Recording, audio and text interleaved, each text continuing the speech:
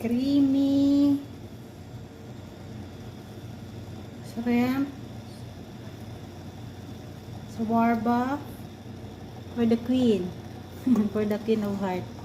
So it consists of, I put something, I try it.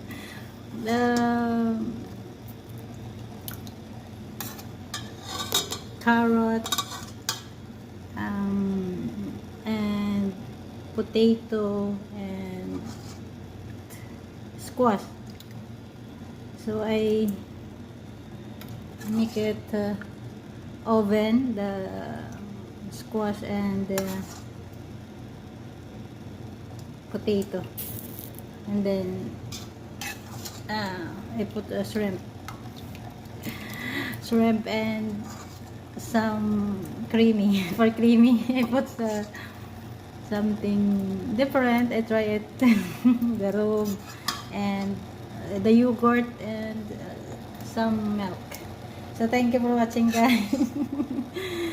Keep learning. So shawarma, so it's nice for elderly.